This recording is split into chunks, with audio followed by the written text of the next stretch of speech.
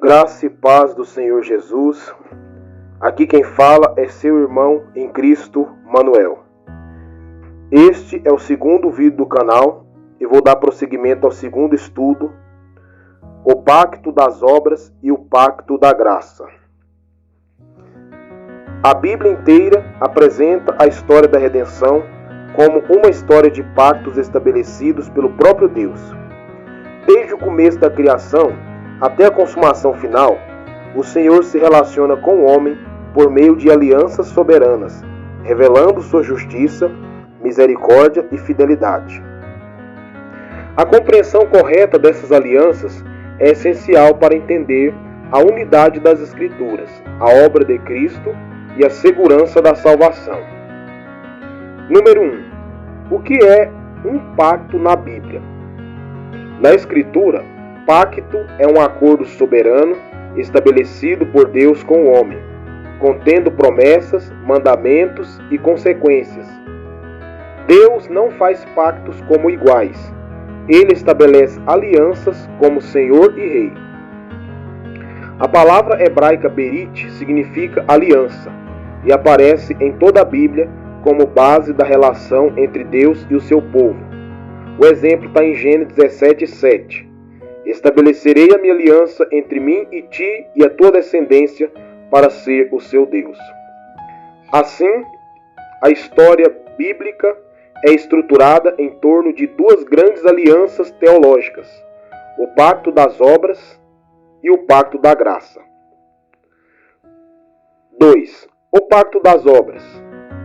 Estabelecido com Adão. Antes da queda, Deus fez uma aliança com Adão como representante de toda a humanidade. Gênesis 2:16-17.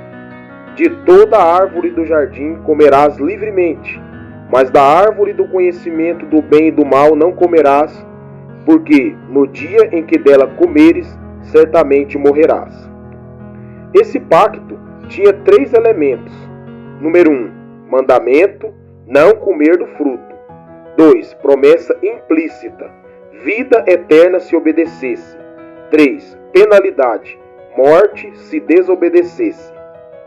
Adão não representava apenas a si mesmo, mas toda a raça humana. Romanos 5:12. Por um só homem entrou o pecado no mundo. 1 Coríntios 15:22. Assim como em Adão todos morreram. Assim, a queda de Adão trouxe culpa e corrupção para todos. Entenderam? A natureza do pacto das obras. Esse pacto exigia obediência perfeita. Gálatas 3:12. Aquele que os praticar viverá por eles. A lei exige perfeição absoluta. Tiago 2:10. Qualquer que guarda toda a lei, mas tropeça em um só ponto, se torna culpado de todos. Adão falhou e com ele toda a humanidade. Consequência da queda: separação espiritual de Deus, corrupção da natureza humana, condenação universal. Romanos 3:23. Todos pecaram e carecem da glória de Deus. Efésios 2:1-3. Mortos em delitos e pecados. Assim, nenhum homem pode ser salvo pelas obras. Romanos 3:20. Pelas obras da lei ninguém será justificado. O pacto das obras revela a justiça de Deus e a incapacidade humana. 3. O pacto da graça. Logo após a queda, Deus revelou sua misericórdia, prometendo um Salvador. Gênesis 3:15. Porém, inimizade entre ti e a mulher, ele te ferirá a cabeça. Esse é o primeiro anúncio do Evangelho. O pacto da graça é a promessa de salvação pela fé em Cristo, não pelas obras. Cristo, o segundo Adão. Cristo veio cumprir aquilo que Adão falhou. Romanos 5:19.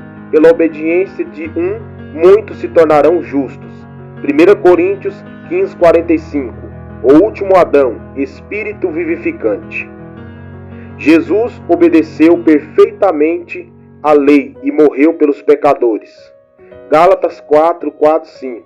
Nascidos sob a lei, para resgatar os que estavam sob a lei.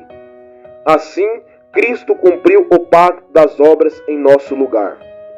A graça revelada progressivamente. O pacto da graça foi revelado ao longo da história. A Noé, promessa de preservação. A Abraão, promessa de descendência e bênção. A Moisés, lei mostrando o pecado. A Davi, promessa do Rei eterno. Em Cristo, cumprimento final. Hebreus 1:1-2. Deus falou pelos pais e profetas, e finalmente por seu Filho. Todas as alianças apontam para Cristo. Lucas 24:27. Começando por Moisés e todos os profetas. Natureza do pacto da graça. Ele é baseado na obra de Cristo e recebido pela fé. Efésios 2:8-9. Pela graça sois salvos, mediante a fé. Romanos 4:5. Ao que não trabalha, mas crê, sua fé lhe é atribuída como justiça. Assim, a salvação não depende do homem, mas de Deus. 4. A unidade da Bíblia na teologia da aliança. A Bíblia não tem dois caminhos de salvação. Sempre foi pela graça mediante a fé. Hebreus 11. Todos os santos do Antigo Testamento foram salvos pela fé. Abraão foi justificado pela fé. Gênesis 15:6. Creu Abraão no Senhor, e isso lhe foi imputado para a justiça. Portanto, Antigo e Novo Testamento ensinam o mesmo Evangelho. 5. A lei e o Evangelho. A lei revela o pecado. O Evangelho revela a graça. Romanos 3:20. A lei mostra o pecado. Romanos 3:24.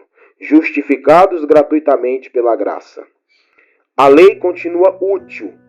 Número 1. Para mostrar o pecado. 2. Conter o mal. 3. Guiar o crente na santidade. Salmo 119:105. Lâmpada para os meus pés é a tua palavra. 6. Segurança da salvação. Se a salvação dependesse do homem, ninguém seria salvo. Mas Cristo cumpriu perfeitamente. João 10:28. Jamais perecerão. Romanos 8:30. Aos que justificou, glorificou.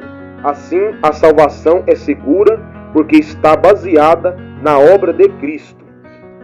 A salvação jamais está baseada na obra de homens, mas sempre na obra de Cristo. 7. Aplicações práticas. Humildade. Somos salvos pela graça, somente pela graça. Não somos salvos por mérito.